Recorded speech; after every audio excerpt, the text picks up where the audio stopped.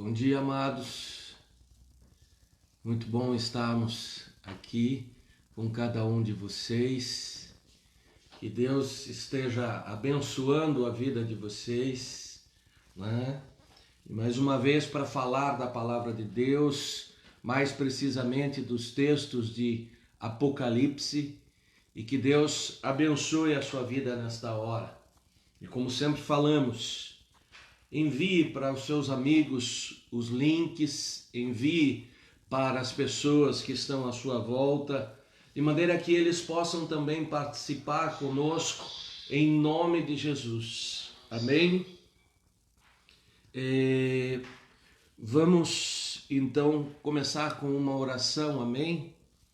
Pai, nós queremos colocar diante de Ti a vida de cada amado, colocar diante de Ti a nossa vida, ó Pai, que Tu possa nos ensinar, ó Pai, que Tu possa ministrar cada coração nesta hora, Senhor, determinando aquilo que Tu tens para hoje, Senhor, a porção do Teu Espírito, ó Pai, que nós precisamos para esses dias, ó Pai. Nós cremos que estamos próximos do tempo do avivamento, que estamos próximos, Senhor, do tempo em que o Senhor moverá entre nós e principalmente que são dias próximos do Teu arrebatamento, dias em que a igreja encontrará o Senhor. Por isso, Senhor, nos direciona, fala conosco, derrama a Tua graça. É o que nós Te pedimos nesta hora, em nome de Jesus. Amém. Amém, amados? São 9h01 e vamos então falar sobre Apocalipse. Nós estamos falando sobre as 7 igrejas da Ásia e nós estamos verificando o quanto a história de cada cidade delas tem relação com a história espiritual que aquelas cidades vivem, né? Então nós começamos a entender diante de Deus que não dá para simplesmente separar-nos e dizer isto é espiritual e isto é do homem. Isto é vida secular, isto é mundo secular e isto é mundo espiritual simplesmente. Os dois andam em conjunto e a nossa própria vida pessoal, ela traz muito da nossa vida espiritual e a nossa vida também pessoal influencia de alguma forma também a nossa vida espiritual, né? E nós mencionamos para vocês, até para que vocês lembrem, que havia mais de 100 igrejas já desde a época de Jesus até esse instante em que o apóstolo João recebe a revelação, ok? Em nome de Jesus, nós precisamos entender uma coisa. Por que Deus destacou as 7, como nós mencionamos? Porque as 7 nada mais eram do que um resumo de todas as outras, ok? Já falamos sobre Éfeso, na semana passada falamos sobre Esmirna, hoje falaremos sobre Pérgamo, logo na sequência Tiatira, Sardes, Filadélfia e Laodiceia, ok? Hoje vamos falar sobre Pérgamo. Pastor, Apocalipse é importante, demais de importante. Não sei se vocês sabem, já tem rabinos, ou seja, judeus, que estão mencionando que o Messias deles vai aparecer, vai se apresentar entre mês de setembro e outubro. O que eu quero dizer com isso? Nós sabemos que o nosso Messias já veio. Nós sabemos que o nosso Jesus Cristo já esteve sobre a terra 2000 anos atrás. Mas quando ouvimos dizer que o povo judeu que acredita que o Messias deles ainda virá, diz que está muito próximo dele se apresentar. Tome cuidado, porque simboliza que o anticristo vai começar a dar as caras. Ainda não propriamente dito como o Salvador, como o revolucionador, mas ele vai começar a mover de uma forma já diferente.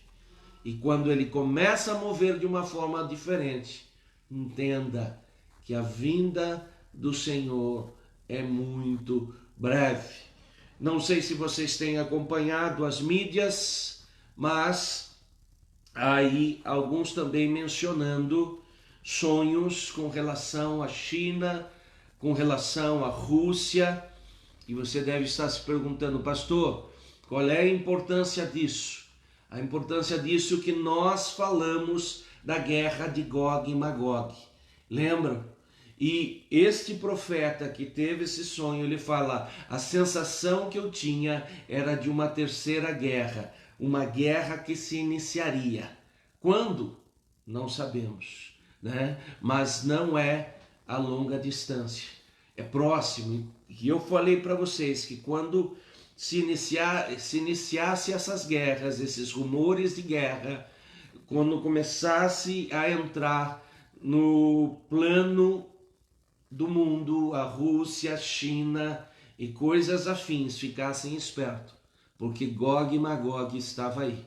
E se Gog e Magog está aí, o anticristo está muito próximo também, ok? Rapidamente então, só para te localizar sobre algumas atualidades, como nós não temos como passar os vídeos aqui, né? Estou tentando resumir da melhor forma possível para que você saiba que aquilo que tem sido pregado, aquilo que tem sido ensinado aqui, é o que está acontecendo lá fora. E nós profetizamos isso, declaramos isso, ensinamos isso através dos ensinos de João, através dos ensinos bíblicos. Já estava lá, nós falamos antes disso acontecer. Amém? Muito bem.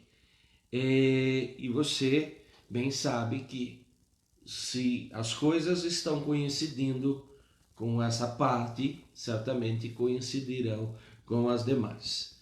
Como nós sempre mencionamos, para aqueles que estão chegando, aqui está o mapa do lado esquerdo do monitor, da Itália, ali, né, da Europa e coisas afins, do lado direito, perdão, e do lado esquerdo do monitor nós temos aqui, né, a Itália, a Europa nos dias atuais. Lá, no lado direito, como era antigamente, e aqui, como é na atualidade.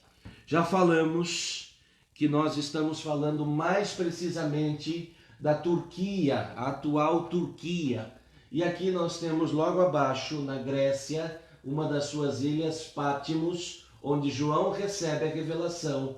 E nessa sequência da linha vermelha, nós vamos para Éfeso, sobe mais um pouco para Esmina, depois lá no topo, Pérgamo, e começamos a descer aqui nas demais igrejas, cidades, né, que Jesus falou.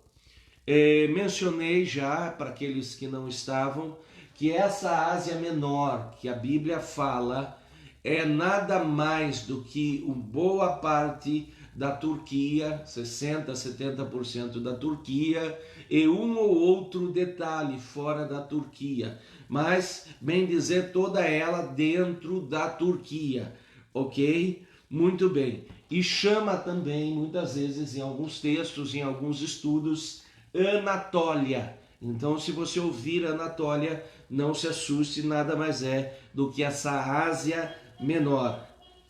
Aqui está hoje, onde nós vamos estudar Pérgamo, ok? Lá circulado em preto. E nesse amarelo todo nós temos a Turquia. Então fica bem claro aonde está, ok? E aqui o mapa que nós temos da Ásia atual. Olha lá a Turquia em laranja, lá no canto direito do monitor, ok? É bem ali onde estavam as igrejas da Ásia. Muito bem. Vale mencionar que nós ensinamos vocês já e nós aqui reprisamos que cada igreja ela recebe sim uma direção de Deus, ela recebe uma orientação de Deus para aquela época. É claro que Deus, por meio de Jesus, estava falando com a igreja daquela época, mas que nós não poderíamos resumir a isso, porque da mesma forma que ele fala para a igreja da época, ele vai falar nesses 2000 anos com uma igreja de um determinado tempo, nesses 2000 anos, e vai falar com a nossa igreja atual, ok? Baseado nisso, a gente tem que entender que Pérgamo é a igreja que equivale aproximadamente ao ano 314 a 590 depois de Cristo. Porque os estudiosos dizem que ela equivale a esse período? Vale lembrar que no ano de 313, um ano antes, o imperador Constantino faz aliança com a igreja cristã. Ele faz essa aliança e a partir de agora o imperador declara que o império tem uma única religião, a religião cristã. E aonde que nós temos uma aliança? Nós temos uma aliança no casamento. E curiosamente, a palavra Pérgamo significa casamento, né? Pérgamo. Gamo, por exemplo, de gamose, que significa casamento. Gamia, né? Como vocês podem ver quando o indivíduo fala, naquele país o que se pratica é monogamia. Mono de um, gamia casamento, um único casamento. Naquele outro país a prática é a poligamia. Poli, muitos, gamia, casamento, muitos casamentos, ok? Então gamia, gamose e gamo, de Pérgamo, é casamento. E pastor, qual é essa relação? A relação é que eu acabei de falar que Constantino faz aliança com a igreja. Mas pastor, isso é ótimo, né? Não é bem assim. Aqueles que já nos acompanham sabem, nós já demos algumas pinceladas, mas quando você se une ao mundo, por um lado você diz, bom, agora o mundo teoricamente não vai me atacar, agora o mundo teoricamente não vai me perseguir, mas tem um detalhe. E qual é esse detalhe? Que agora a igreja vai misturar culturalmente os seus costumes com o costume do mundo. Por quê? Porque um bruxo, por exemplo, um feiticeiro, ele não vai simplesmente se tornar cristão do dia para a noite. Ele vai se assumir como cristão para não sofrer as consequências, porque agora o império é cristão. Mas ele vai continuar com suas práticas. E qual é o problema, pastor? Naquele tempo, o acesso à leitura não era tão fácil assim. Então, como lutar contra as heresias? Os líderes teriam que fazer esse papel, mas eles, infelizmente, não o faziam. Muito bem. Vamos entender um pouco, então, a história de Pérgamo. Pérgamo, na realidade, ela fica a aproximadamente 112, né? Ficava a 112 quilômetros da cidade de Esmina.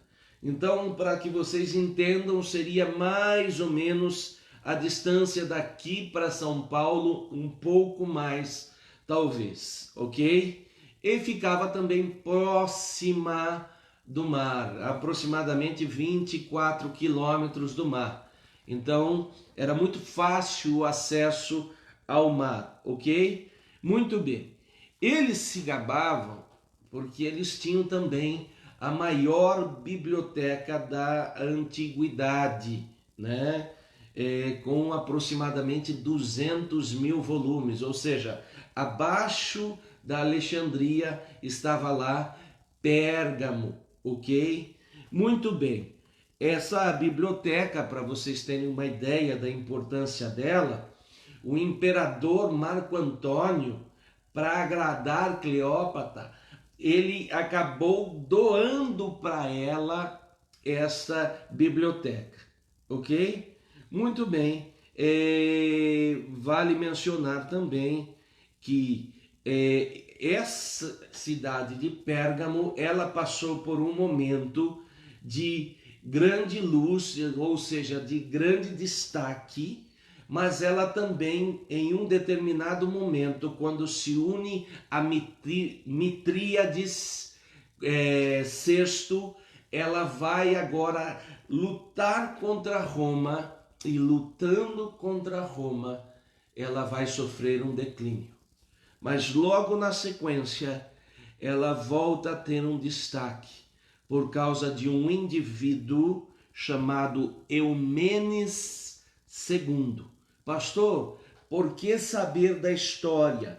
Por que saber desses detalhes? Que eu quero mostrar como a vida secular tem íntima relação com sua vida espiritual. É isso que nós queremos destacar nessas igrejas. É isso que eu quero dizer para vocês quando nós estamos dando esses estudos de igrejas, que não dá para fazer separação. Não dá para você falar, vou estudar só o espiritual, sem mover no plano secular, sem fazer diferença no plano secular. Não dá. Porque um, de alguma forma, acaba prevalecendo sobre o outro. Muito bem. Vale dizer que esse Eumenes II, ele vai construir um porte muito grande dessa cidade, e ele vai construir nessas grandes construções, nesse grande porte da cidade, um templo de Atena. Ele vai construir um grande altar a Zeus, e como nós já mencionamos, esse Eumenes é aquele que cria a biblioteca com 200 mil volumes. Para você ter uma ideia, você que já ouviu falar em pergaminho, esse Eumenes II foi o responsável pela criação do pergaminho, que mais tarde faria a função das folhas escritas, que até aquele momento eram papiro, eram usados papiros, e agora vai ser usado o pergaminho. Basta você raciocinar. Pérgamo, pergaminho, ok? Muito bem. Então, veja como era uma cidade de destaque e que tinha um crescimento, tinha uma estrutura, tinha um passado de glória, ok? Como as outras demais cidades, de alguma forma, né? Muito bem. Vale mencionar também que, uma vez tendo uma biblioteca de grande porte, era também um centro cultural muito forte, ok? Muito bem. Que mais? Pastor, como que aconteceu essa formação dessa biblioteca? Muito bem, nós tínhamos Alexandria, e Alexandria tinha um bibliotecário lá de grande peso, que tornou Alexandria a biblioteca mais forte da época. Esse Eumenes vai e convence esse bibliotecário,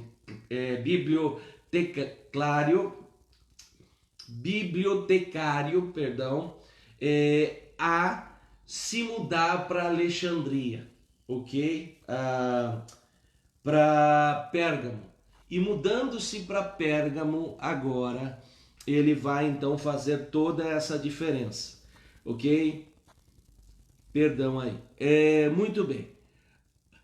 Agora, o que acontece? quando esse camarada que estava em Alexandria se muda para Pérgamo para fazer essa diferença e montar essa biblioteca, o rei Ptolomeu do Egito, lá em Alexandria, diz o seguinte: sabe de uma coisa?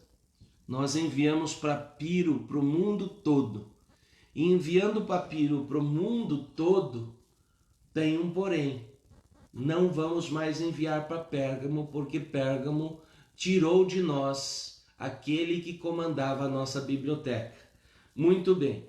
Se ele tirou de nós aquele que comandava a nossa biblioteca, agora não enviamos mais papiro. Só que Eumenes era tão brilhante que ele fala: não tem problema, nós vamos criar um método de conseguir poder ter folhas para escrever. E através do couro de animais alisados, ele cria o pergaminho, ok? Então, veja, olhe os avanços que Pérgamo tinha. Só que Pérgamo era um grande panteão. Pastor, o que é panteão? Eles tinham uma estrutura de uns templos dedicados a deuses. Muito bem. E qual era o principal deus deles? Zeus. Já vamos tocar nesse assunto. Vai gravando isso. Pérgamo também não parava aí. Pérgamo cultuava um deus que era conhecido como o Deus da Serpente. Muito bem. Esse Deus da Serpente era tido como o Deus da cura. Ok? E daí você imagina que então, por causa desse Deus da cura, por causa dessa história com a cura, Pérgamo também vai ter um grande centro de medicina, ok? O Deus Esculápio, ok? Que mais?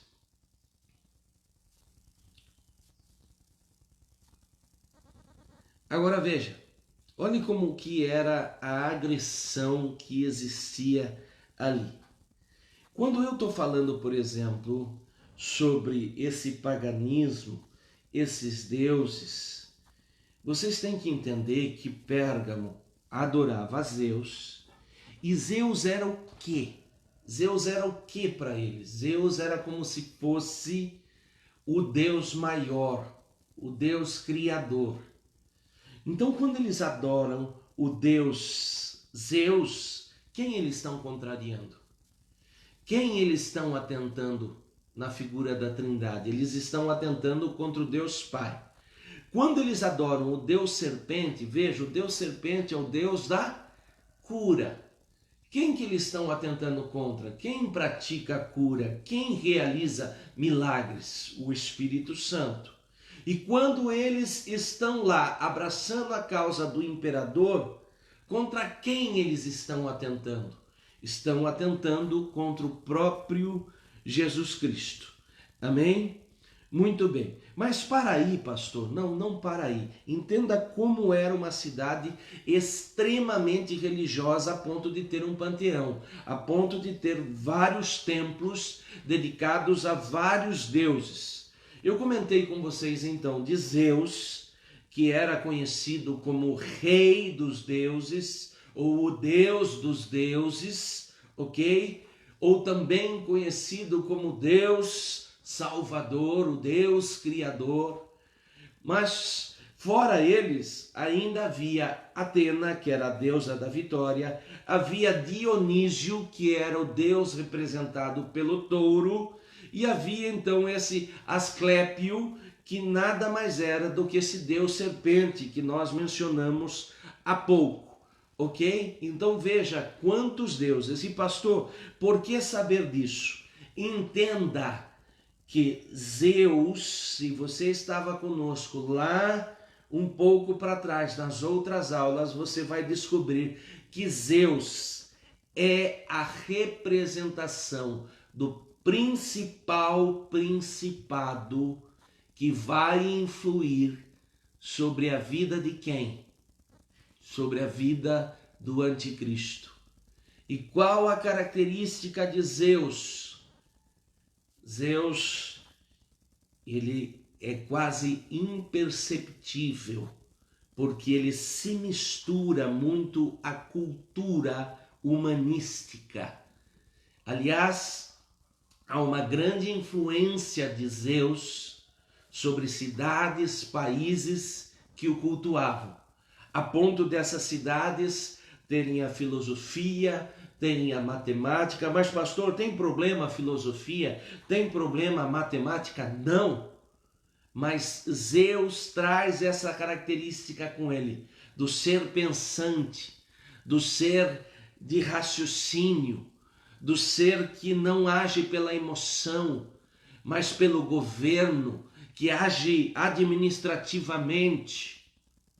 E se você for atento, você vai perceber que essas características são também as características que o anticristo vai trazer com ele.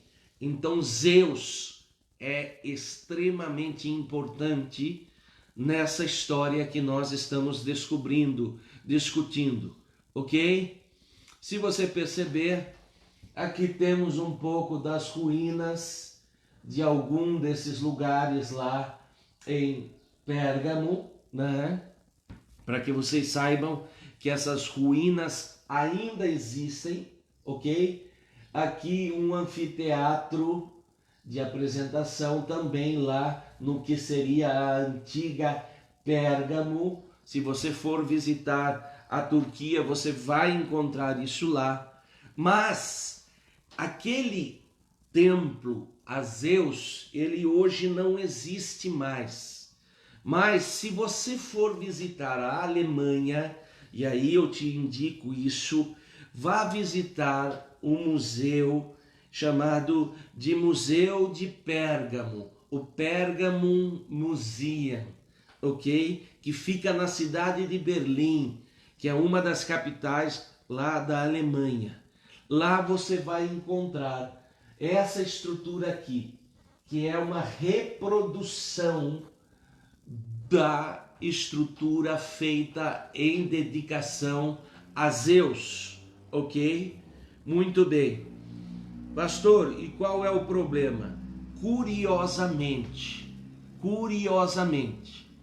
entenda que esse Pergamon Museum, ele foi feito do ano de 1910 a 1930. Ele foi construído durante 20 anos. E no final de 1930 ele é dedicado a Zeus, né? Dizendo, olha, nós trouxemos lá da história de Pérgamo o templo dedicado a Zeus para dentro de Berlim. Coincidência ou não, bem aonde está esse templo, foi aonde foi determinado a solução final dos holocaustos judaicos, ok? Olha a curiosidade. Eles simplesmente pegam uma estrutura que havia lá em Pérgamo, dedicado a Zeus, e agora eles fazem uma réplica, consagrando, relembrando Zeus, dentro de Berlim. E dentro dessa cidade de Berlim, então, foi feita o que eles chamam de solução final, que onde foi determinado o holocausto dos judeus. E por que o seu pastor frisa isso? Frisa essa curiosidade. Entenda, mundo físico não se separa de mundo espiritual, eles agem junto. O que você planta aqui, você gera lá. O que você gera lá, você traz para cá. É por isso que a palavra de Deus, quando nós oramos, diz o quê? O que ligardes será ligado. Ok? Se nós desligarmos, será desligado. E é por isso que Jesus diz, venha a nós o vosso reino. Você está conectando as coisas do céu para a terra. Mas da mesma forma que Jesus sabe disso, da mesma forma que Jesus conecta o céu com a terra, tem aqueles que conectam o inferno com a terra. ok? Conectam as coisas que não são de Deus com a terra. E isso gera no mundo espiritual, ok? Muito bem. Aqui uma visão mais ampla. Está vendo todas essas pessoas? Eles estão visitando exatamente esse complexo do museu, que é composto de 5 estruturas, uma delas relacionada a Pérgamo, ok? Olha lá, ó. É muito semelhante com o que havia na época. Mas é claro que se você for visitar esse museu, você vai encontrar também estruturas, por exemplo, como da Babilônia, da Porta de Estar, né? E tantas outras estruturas da época antiga, ok? Mas o nosso destaque hoje é para Pérgamo. Então vamos entrar propriamente dito na leitura do texto relacionado que Cristo nos trouxe. Apocalipse 2, 12, 17 diz o seguinte: no entanto, pulei aqui. Ao anjo da igreja de Pérgamo, escreva: estas são as palavras daquele que tem a espada afiada de 2 gumes. Sei onde você vive e aonde está o trono de Satanás. Você que já teve essa introdução já está começando a se atentar. Primeiro que você percebe que eles estão atrelados a Roma, como as demais cidades que nós falamos. Então você começa a entender a menção de Jesus sobre a espada afiada de 2 gumes. Porque a espada afiada de 2 gumes é aquela que entra cortando e sai cortando também. Porque ela tem os 2 lados afiados. E se ela entra cortando e sai cortando, nós sabemos para a época que quem tinha essa espada, na época, no mundo secular, eram os romanos. Agora, estas são as palavras daquele que tem a espada afiada de 2 gumes. Como que Jesus está fazendo agora? Jesus está dizendo, não, a verdadeira espada de 2 gumes, quem tem sou eu. Agora é para cortar simplesmente a pele, entrando e cortando novamente na saída? Não. É como se Jesus estivesse dizendo, olha, eu sei todas as coisas. E quando eu trago a minha palavra, quando eu trago a minha espada, ela penetra de tal forma que mesmo quando ela chega ou sai, ela causa mudança, ela causa transformação. Então, por exemplo, eu estou liberando a palavra, ela está exercendo um corte. Eu estou recebendo a palavra, ela está exercendo um corte. Ok? Muito bem. Só que daí, veja Apocalipse 2, 12 e 17. Sei onde você vive, onde está o trono de Satanás. Por que Jesus vai ser de uma forma tão incisiva com relação a essa igreja? Porque nas outras ele fala sobre as influências, mas aqui ele fala o trono de Satanás. Porque Zeus é o cabeça. Entendem? Lembra quando eu dei aula sobre o principado? Quem não estava, nós falamos sobre alguns principados primordiais, que eram aqueles 7 principados que nós mencionamos. Mas eu falei, destaque Zeus. Ah, tem outros, pastor? Claro que tem. Tem Diana, tem Baal, tem Beuzebu, tem Moloque, ok? Tem outros principados, mas eu falei, destaque Zeus, porque Zeus é o Deus, entre aspas, claro, entenda a cultura deles, dos deuses. É o cabeça. Ora, é uma afronta ao que eu falei, Zeus? Ao Deus Pai. Lembra?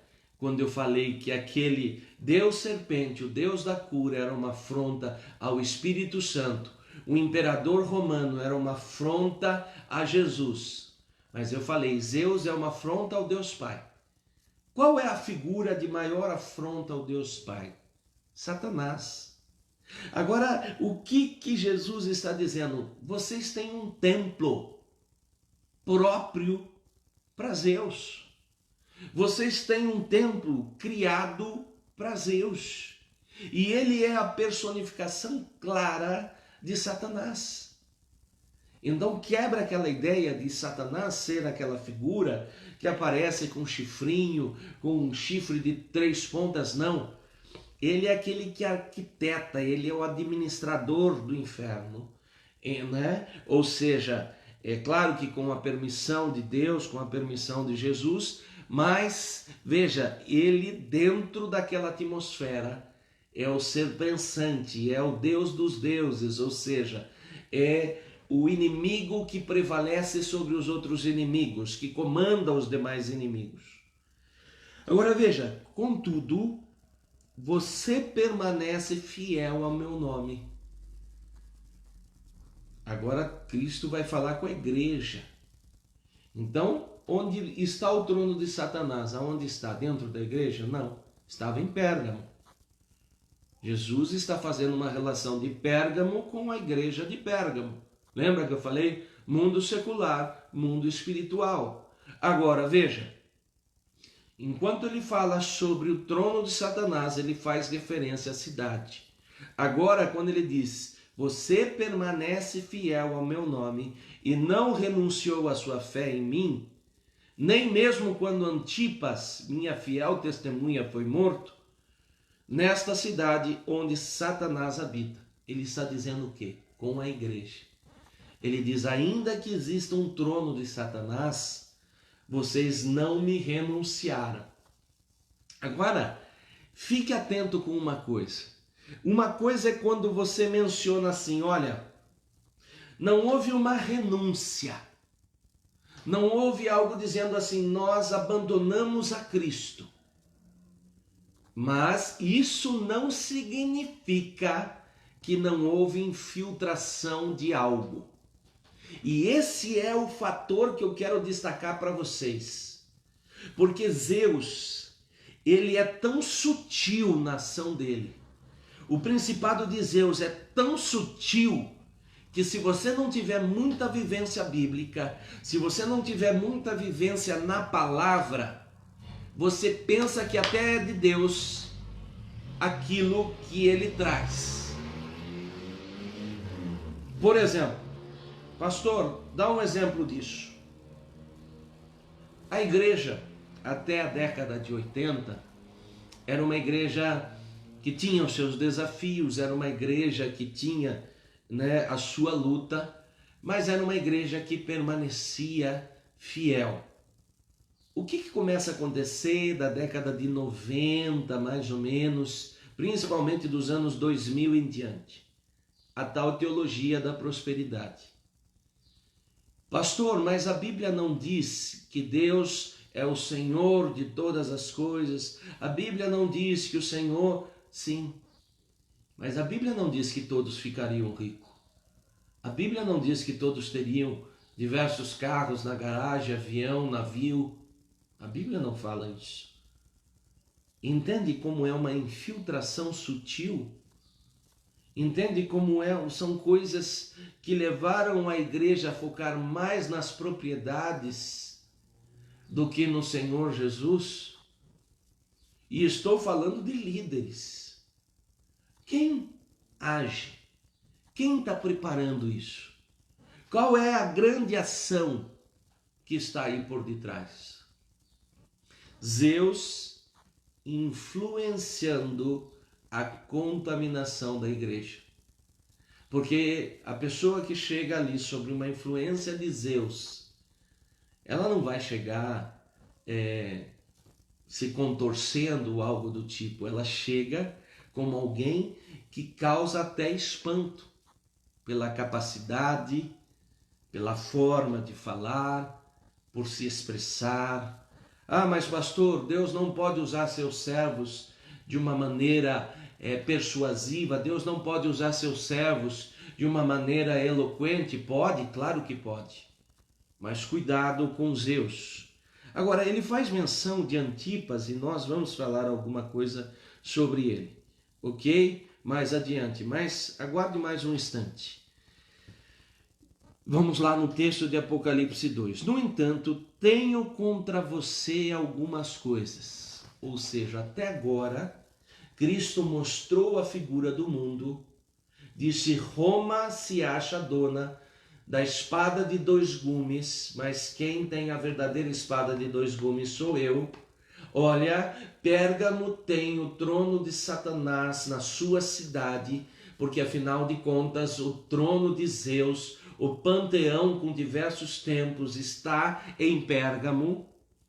Mas eu digo uma coisa, a minha igreja é fiel, só que ele vai mais adiante.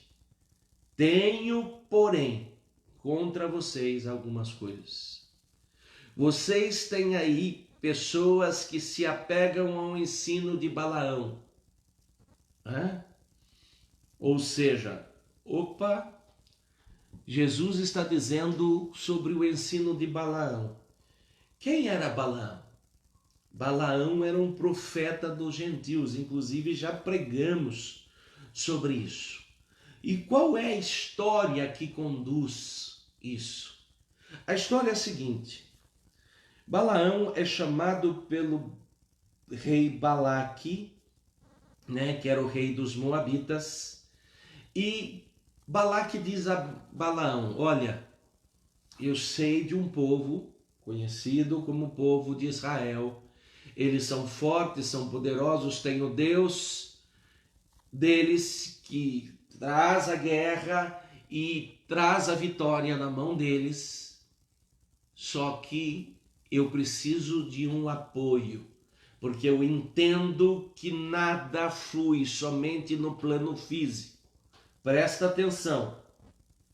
Esse rei Balaque, que era rei dos Moabitas, ele sabia que a esfera espiritual traz influência na esfera secular e vice-versa. Entenda que ele vai contratar Balaão não para Balaão gerenciar um exército. Ele não está falando de uma guerra física. Ele está falando de uma guerra espiritual. E ele chega para Balaão e fala: Balaão, se você fizer isso, nós te daremos isso, isso e isso. E Balaão, infelizmente, aceita a proposta e vai tentar falar contra o povo de Deus. Mas não consegue e volta. E essa volta fica, vai, volta, e cada vez Balaão oferece algo mais, algo mais. Desculpa, Balaque oferece algo mais a Balaão, a ponto de Balaão perceber que Deus não ia deixá-lo falar contra o povo de Israel, se levantar contra o povo de Israel, derrubar o povo de Israel. Só que um detalhe. Balaão então chega para esse rei e diz: olha, eu não tenho força contra Deus, porque ele simplesmente não me deixa fazer nada contra esse povo. Mas eu vou te ensinar a derrotar esse povo. Ou seja, ele vai ensinar uma tática espiritual para vencer no plano físico. Como assim, pastor? Ele diz o seguinte: leve mulheres moabitas para o povo de Israel. Faça que com essas mulheres moabitas se deitem com os israelitas. E leve alimentos sacrificados a ídolos para o povo de Israel. Sabe qual é o resultado disso? O resultado disso é que os israelitas, sofrem uma grande derrota. Espera aí, pastor, espera aí. Era o povo de Deus, era o povo que tinha relação com Deus, era o povo que teve vitórias sobre diversos outros povos. Por quê? Porque os outros povos estavam batalhando só no físico. Então vamos ver quem tem mais poderio. Mas não sabiam que Israel batalhava com o espiritual, com Deus a favor. Só que Balaque, quando chega em Balaão, já tinha essa noção. Ele fala: olha, leve uma palavra de encantamento, leve uma palavra que induza-os. Mas Deus ainda assim segura, mantém. E uma vez ele não conseguindo dessa forma, ele falou: leve a imoralidade sexual, leve as comidas sacrificadas. E infelizmente Israel se deita com as mulheres moabitas. Israel come alimentos sacrificados e agora sofre uma derrota. Muito bem. Então, continuando no texto lá, de igual modo, você tem também os que se apegam aos ensinos dos nicolaítas. Pastor, o que é isso? Vamos dar sequência aqui, nós já mencionamos.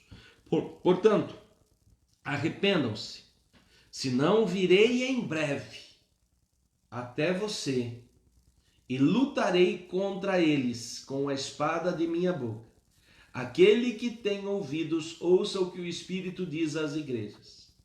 Ao vencedor darei o maná escondido, e também darei uma pedra branca com um novo nome nela escrito, conhecidas apenas por aqueles que a recebem. Já vamos explicar isso, né?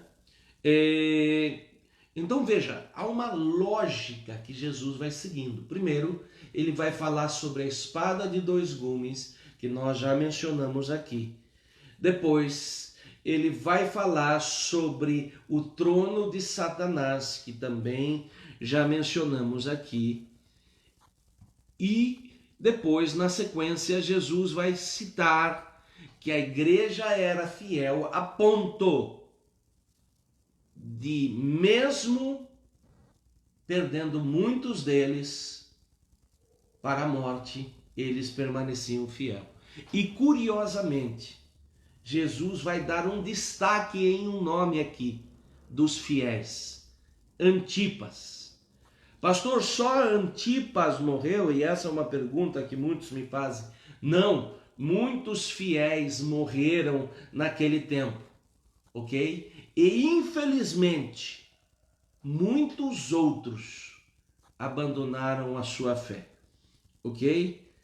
Agora, era fácil? Não, não era fácil, tá? Só por curiosidade, então, vejam que ali está o deus da serpente, né? Esclápio, e veja que há uma cobra enrolada num suporte, como se fosse numa madeira, ok? E aqui está o símbolo desse deus serpente. Pastor, espera aí, eu já vi esse símbolo aqui. Pois é o símbolo da saúde, ok? Então, se você de repente vê um médico que carrega um símbolo da saúde, você vai encontrar isso aqui. Um enfermeiro, um fisioterapeuta, você vai encontrar esse símbolo aqui, que é o símbolo do deus serpente. E da onde vem essa simbologia da cobra que cura? Vem de Pérgamo, ok? E curiosamente, por que a figura de uma cobra, pastor? Vai lá no Éden. Qual foi o animal que Satanás tomou para iludir a Eva? A figura da cobra, da serpente, ok? Eu falei que entre tantos deuses, né, tinha um deus que era Dionísio, que era em figura de touro. E olha como não era fácil o que aqueles crentes viviam naquele tempo. Aqui está um touro em bronze, tá? Ele foi esculpido, mas aqui é um touro atual, certo? Era só para vocês terem uma ideia. E logo acima dele ali uma cavidade que você abre. Era algo parecido com isso, tá? E o que eles faziam? Eles abriam a cavidade e depois fechavam. Só que dentro dessa cavidade ficava o sujeito. Então imagina Antipas. Antipas passou exatamente por isso.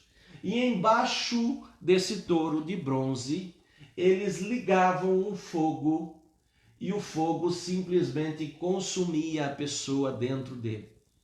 Então você já deduz aí que é uma morte extremamente cruel, porque você imagina essas chapas de cobre depois de aquecidas em grande ardência, dentro ainda de um ambiente que começava ali, você vê até uma fumaça saindo, todo envolto de fumaça e tudo mais.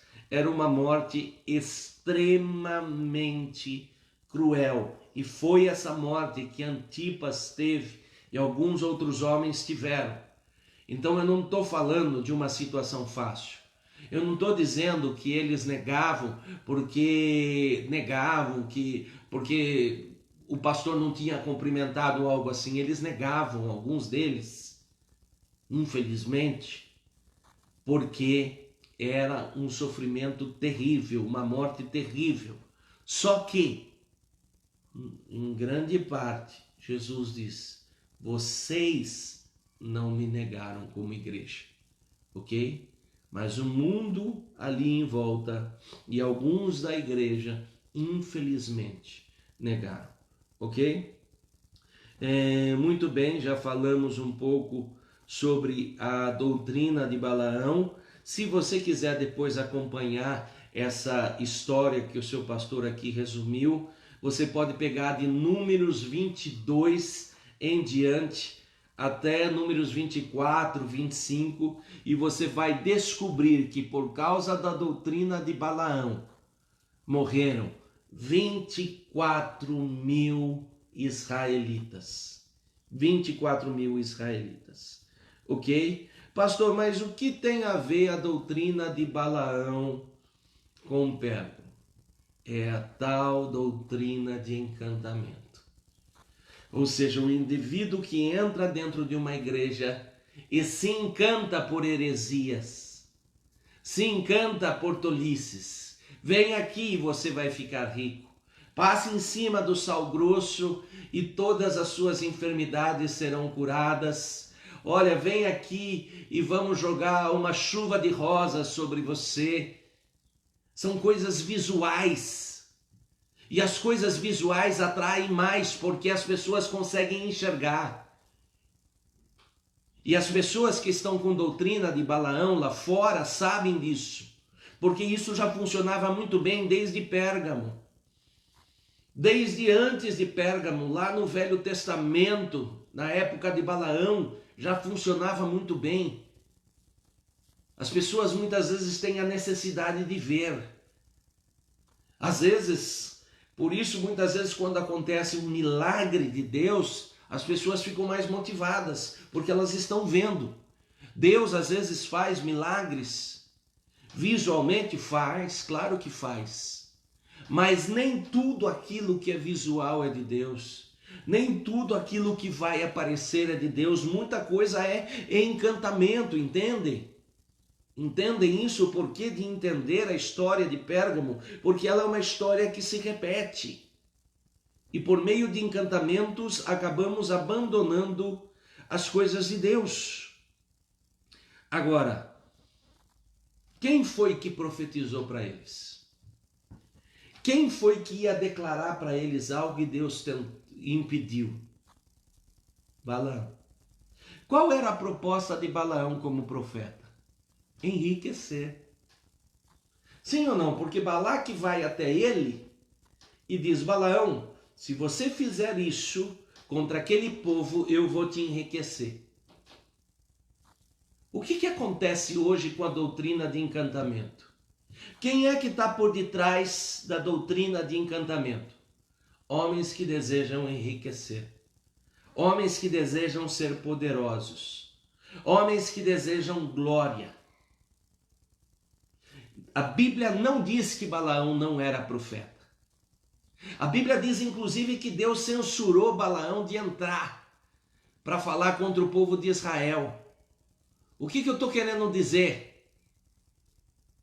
Mesmo você sendo profeta, mesmo você sendo homem de Deus, mulher de Deus, se não vigiarmos em nossas intenções, nós vamos permitir que a nossa boca leve encantamento, em vez de profecia.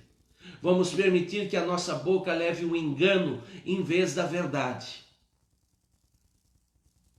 E muitos homens aí fora, e alguns deles que até começaram bem, por causa da riqueza, por causa das grandiosidades, por causa do luxo, por causa dos nomes, agora fazem o quê? Profetizam mentiras, profetizam encantamentos. Ah, pastor, mas tem uns que não caem nisso. Sabe o que Satanás faz? Qual é o seu ponto de fraqueza? Seu ponto de fraqueza é ser um profeta e querer se enriquecer? Vai atuar sim. Qual é seu ponto de fraqueza? Ah, não, o ponto de fraqueza é como de Israel. São as mulheres. É a área sexual libertina. Aonde você acha que Satanás vai tentar derrubar? Ah, não, não é essa área. São as comidas ofertadas pelo mundo, ou seja, as ofertas do mundo. Aonde Satanás vai derrubar? Exatamente aí. E Cristo condena então isso. Agora vem uma outra coisa que é a tal doutrina dos nicolaítas. Olha só. Como nós lemos. Outro sim. Também tu tens os que da mesma forma sustentam a doutrina dos nicolaítas. Pastor, agora complicou, porque eu não faço ideia que doutrina era essa. Naquele tempo começou-se a infiltrar na igreja uma doutrina de um grupo religioso da antiguidade conhecida como nicolaítas, ok? Que pregavam o ensino de Nicolau, e esse ensino dizia o seguinte: veja, Jesus morreu na cruz, ok? E por que ele morreu na cruz? Para nos estender a graça do perdão, a graça de sermos remidos pelo sangue dele. Muito bem. E quando esse sangue é derramado por nós, é um sangue que vai nos remir de nossos pecados. Olha a malícia de Satanás. Então Satanás vem e infiltra o joio dentro dessa igreja e diz assim: veja, se Jesus morreu pelo pecado dos homens e a graça de Jesus é para restaurar os homens desses pecados, nós vamos estar valorizando a Cristo se fizermos o seguinte: pecarmos. Peraí, pastor, como assim? Estou falando doutrina nicolaíta que Jesus condenou, ok? Não estou dizendo que isso é certo. Por favor. A palavra de Deus mostra que esses nicolaítas diziam assim: imagina que você cometeu um pecado. Se você cometeu um pecado, o sangue de Jesus vai ter sido por um pecado seu só. Então a graça de Jesus, a remissão de Jesus vai ser por um pecado seu. É claro que não cometemos um pecado só, mas um simbolismo para você entender. Agora, e se você praticar mais? Puxa vida. Daí, então, o sangue de Jesus foram por 10, 100, 1000, 10 mil pecados. Então veja como você valorizou o sangue de Jesus. Essa é a mentira. É a mentira que os nicolaítas pregavam. Então eles diziam o seguinte: viu, se você quiser se relacionar com aquela mulher que não é sua esposa, se relacione com ela. Se você quiser adulterar, se você quiser ter relacionamentos, fornicar, mesmo sendo solteiro, tendo relacionamentos, se você quiser roubar, se você quiser fazer isso, isso é bom. É o que diziam os nicolaítas. Porque daí você vai valorizar o sacrifício de Cristo na cruz. Mas essa é uma grande mentira. Pastor, como é que a gente sabe que a doutrina dos nicolaítas era mentira? Estamos falando do ano 100, ok? Aproximadamente do ano 100 depois de Cristo, porque Jesus aparece para o apóstolo João e entrega esta palavra. Agora veja, um pouco antes disso, o que o apóstolo Paulo fala, lá pelos idos dos anos 60, 50, né? Os primeiros 2 versículos de 1 Timóteo 4. Ora, o Espírito afirma expressamente que nos últimos tempos alguns apostatarão da fé, por obedecerem a espíritos enganadores. Espírito enganador, doutrina de encantamento, Balaão, nicolaíta, e não era isso que estava acontecendo? E qual é a dificuldade disso, pastor? A dificuldade disso que não é mais como era antigamente, lá nas primeiras 2 igrejas, que eles sofriam perseguição, que eles eram mortos, atacados por animais, atacados por feras e tantas outras coisas, queimados vivos, não. Agora, apesar de ter uma ação do inimigo, muitas vezes levando à morte alguns deles, há uma liberdade um pouco maior, porque agora o império é o quê? O império é teoricamente cristão. Só que qual é o problema, pastor? Agora Satanás entrou dentro da igreja. Agora Satanás contaminou a igreja. Agora Satanás trouxe o engano dentro da igreja. E pastor, isso aqui é muito fácil de ver. Não tem relação, isso é o maior absurdo. Entenda o contexto da época.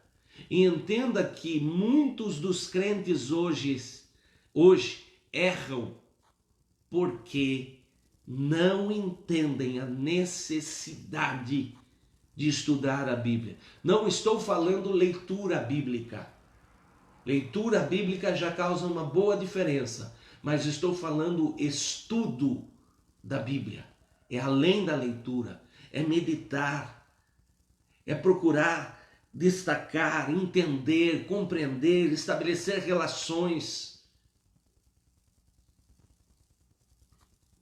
Olha o que Pedro diz, o apóstolo Pedro, antes também desse tempo.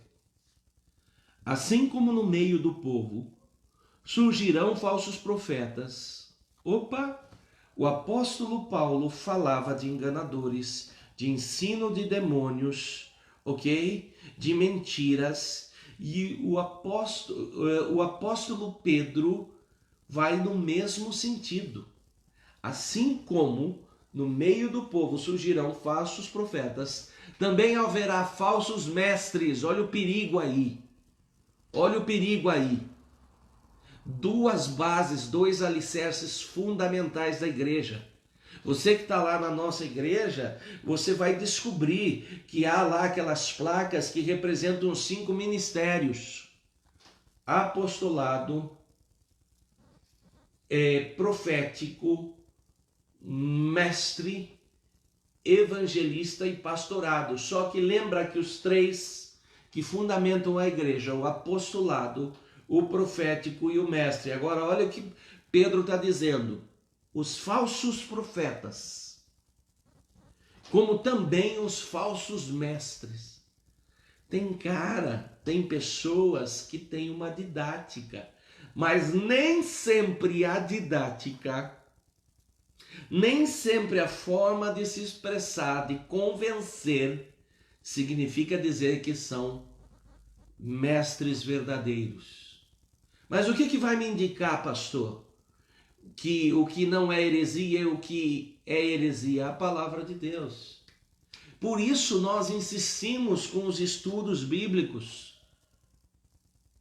Mas vejam quantos, e não estou falando da igreja XYZ, estou falando da igreja de Cristo, param para estudar a palavra de Deus. Eu calculo que na igreja de Cristo em geral, possivelmente, 10%, e chutando alto, param para estudar a palavra de Deus. E daí o que acontece?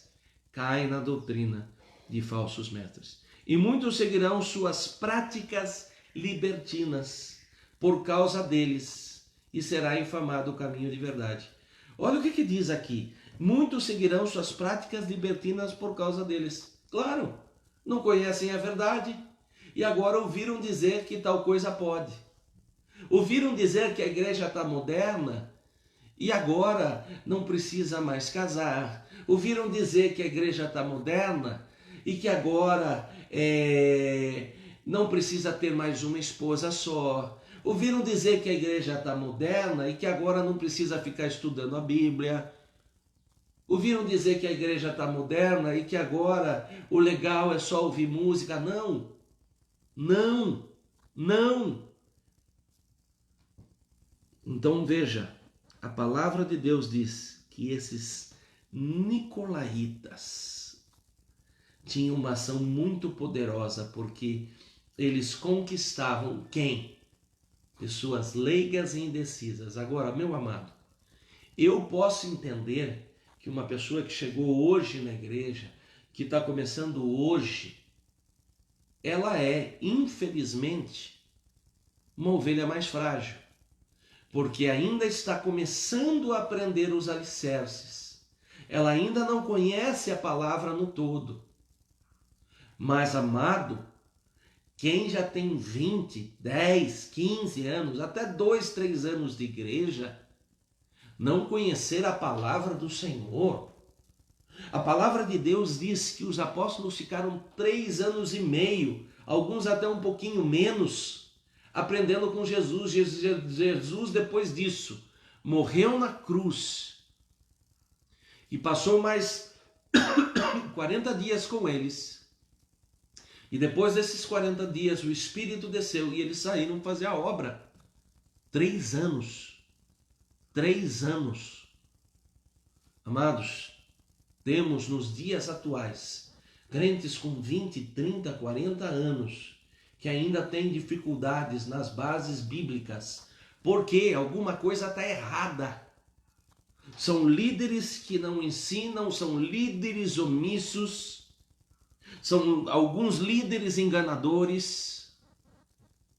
Mas entenda que a palavra de Deus diz que isso não é desculpa para nós. Jesus não chegou assim e disse: olha, a igreja de Pérgamo, olha, eu estou com dó de vocês por causa dos nicolaítas, viu? Eu estou com pena de vocês por causa da doutrina de Balaão. Coitado de vocês, foram enganados. Não, Jesus não fala isso. Jesus diz: olha, tenho contra vocês. Amados, entenda isso, porque a igreja de ultimamente, em nome de ser uma igreja que recebe pessoas, muitas vezes vai além do que Jesus mandou ir. E às vezes fica tratando só na palma da mão, mas a palavra de Deus é bem claro que Jesus vira contra eles e diz: tenho contra vocês. Jesus não diz: olha, que pena, vocês foram enganados. Não, tenho contra vocês que se deixaram enganar. E por que se deixaram enganar? Porque acreditaram em falsos profetas, acreditaram em nicolaítas, acreditaram em ensinos de Balaão, em profetas falsos. E aí você separa 2 estruturas. Primeiro Balaão, que fala sobre o profético. E daí você separa os nicolaítas, que fala sobre o ensino falso. Entende? 2 pesos importantíssimos da igreja. Dentro de Pérgamo, destruindo a igreja de Pérgamo. E por isso Pérgamo é a igreja que fez aliança. Por isso Pérgamo é a igreja que se casou e que se contaminou. E que, apesar de alguns irem até a morte em nome de Jesus, infelizmente, uma parte deles estava seguindo a ensinos falsos, doutrinas de engano. E nós já mencionamos aqui, certo? Muitos estudos e palavras que não têm nada com a verdade e que estão nos dias de hoje. Eu já vi crente defendendo aborto. Eu já vi crente defendendo que hoje, por causa do Estado ter liberado, né, tantas coisas, e que uma vez o Estado liberando, Deus já liberou também. Então, por exemplo, hoje o Estado, antigamente o adultério era condenado como crime, hoje não mais. Hoje o adultério pode te dar direito de pedir um divórcio, mas não é mais crime. Agora, será que porque o Estado, né, o mundo secular diz que não é mais crime, nós vamos entender que Jesus recebeu isso como verdade? Entendam? Veja como são detalhes. E agora o que Jesus fala? Jesus vai os aconselhar a se arrependerem. E olha o que Jesus diz: ao vencedor ele dará o maná escondido e a pedra branca, né? O maná, ele fala de provisão, mas pouca gente se atenta que a expressão que Jesus diz é maná escondido. Muita gente sabe até o que é maná, até porque nós damos já estudos há muito tempo. O problema aqui é que Jesus não fala o maná, ele fala o maná escondido. Peraí, pastor. Lá no deserto, o maná caía e o que Jesus, Deus no caso, fazia com que o povo fosse? Fosse colher, fosse pegar o maná. Você nunca se perguntou por que Jesus não mandava o maná direto nas tendas, lá na vasilha do sujeito? Por que caía lá e eles tinham que ir buscar? Porque ele está falando que precisa de uma ação humana. E é por isso que aqui ele fala de um maná escondido. Você não vai achar ele em qualquer lugar, você vai ter que procurar. Você vai ter que se dedicar. Você vai ter que se empenhar para alcançá-lo. Você vai ter que estudar a palavra de Deus. Eu não acredito, amados, no evangelho que diz que o crente que não estuda a palavra de Deus vai ter poder, que o crente que não ora vai ter poder. Não vai ter. Não vai ter, né? E diz sobre a pedra branca. O que acontecia? Lá no passado, eu acho que já comentamos alguma coisa, mas vale relembrar. Quando se tinha um julgamento, como é que eles faziam isso? Era muito parecido com a estrutura que nós temos hoje. Por exemplo, hoje, quando tem um homicídio, um crime doloso aqui no Brasil, você vai para um negócio que chama júri. E o júri é assim, fica ali sentado 7 pessoas escolhidas, e daquelas 7 pessoas é feita a apresentação ali do crime, o que aconteceu, o que deixou de acontecer. Elas entram numa sala e fazem uma votação. Então é feito algumas perguntas e se elas concordam com a resposta, elas dizem sim com a pergunta, e se não concordam, colocam um papelzinho de não. E ali o sujeito é julgado e muitas vezes dá um 4-3, 5-2 e tantas outras coisas. Só que nesse tempo como é que funcionava? Ao invés do sim e o não, você tinha uma pedra.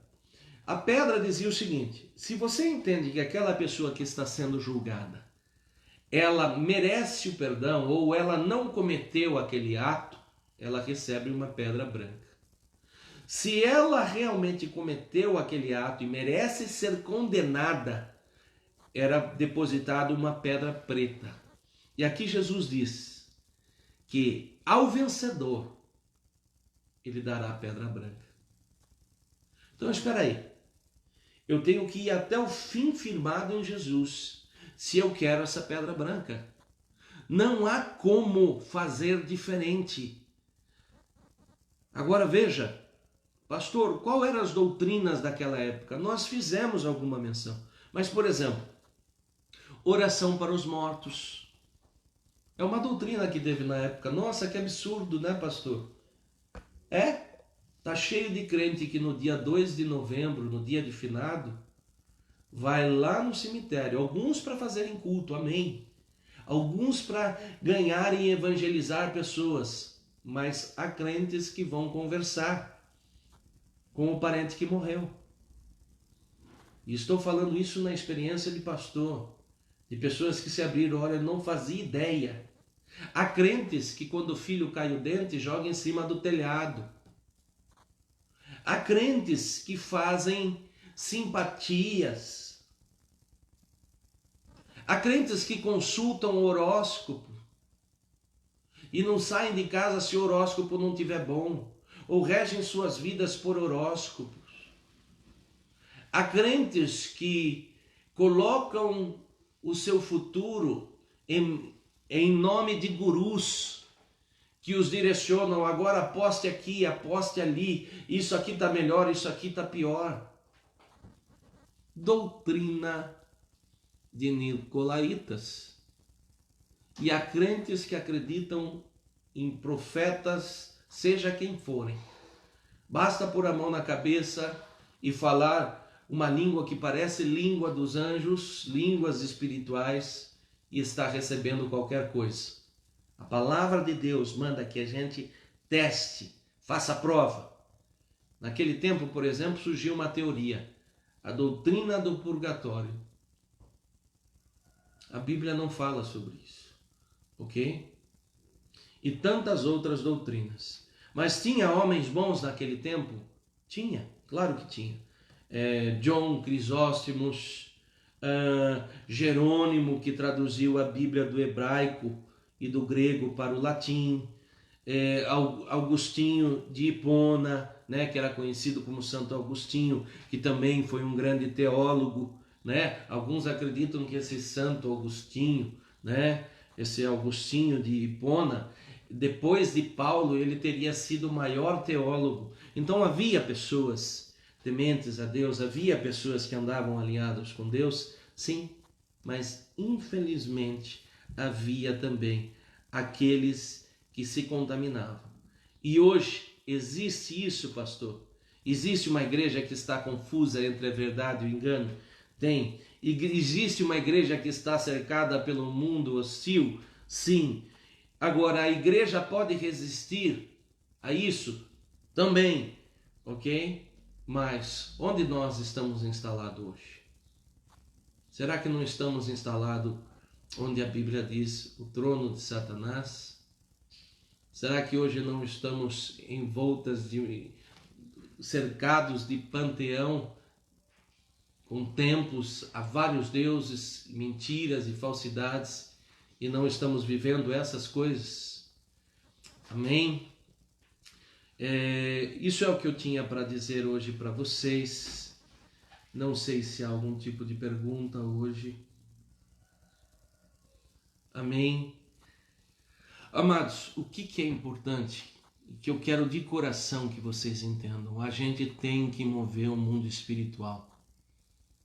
E mover o mundo espiritual não é só uma coisa ou outra. Por exemplo, pastor, eu amo a música. Deus me chamou para o louvor. Amém. Louvado seja Deus por levantar sua vida como um adorador. Mas a sua adoração só vai ter peso se ela estiver alicerçada também no estudo da palavra de Deus e numa vida de oração. Pastor, eu amo a palavra de Deus. Amém. Mas a sua vida vai caminhar melhor se estiver alicerçada junto com a palavra em uma vida de oração e uma vida de adoração. Ok? Pastor, eu gosto só de orar. Não, você precisa conhecer a palavra e a adoração também. Como é que você vai ser conduzido numa oração se você não tem conhecimento da palavra? Deus entrega. Não é bem assim, amados. A palavra de Deus diz que Ele nos faz lembrar. Nos faz lembrar. E quem lembra alguma coisa é porque algum conhecimento foi dado, com empenho e dedicação. Amém? Então eu quero orar por vocês e finalizar esse momento, né? E que Deus possa abençoar vocês. Pai, nós queremos colocar diante de Ti cada vida aqui, Senhor. Cada vida que nós apresentamos nesta hora e que o Senhor leve eles a entender, ó Pai, o que é o mundo secular versus o mundo espiritual, Senhor. A começar em nós, Senhor, que não sejamos frutos de engano, que não sejamos, Senhor, embaraçados pelos nicolaítas e pelos balaãos, ó Pai, mas que teu Espírito conduza a cada um, que a tua palavra realmente seja sólida na tua igreja, que a tua adoração seja sólida, que a tua oração, ó Pai, seja sólida no meio do teu povo, ó Pai. E nós entregamos o restante dessa semana diante do Senhor, para que o Senhor conduza cada vida, em nome de Jesus. Amém? Vale lembrar, como sempre, terça-feira, nossos cultos online, às 8 da noite. Na quarta-feira, Mateus sempre posta lá um texto para quem deseja fazer o Betel, que é o Evangelho no Lar. Na quinta-feira, estudos de discipulados com a Paula e eu, às 7 horas da noite. E no sábado, Projeto Chama, e domingo de manhã, novamente, às 9 da manhã, aqui conosco na Escola Bíblica Dominical. E à noite, os seus pastores estarão ministrando então o culto da noite com uma palavra poderosa do Senhor às 7 horas da noite. Que Deus abençoe você, te dê uma semana próspera, em nome de Jesus. Fica com Deus e um grande abraço.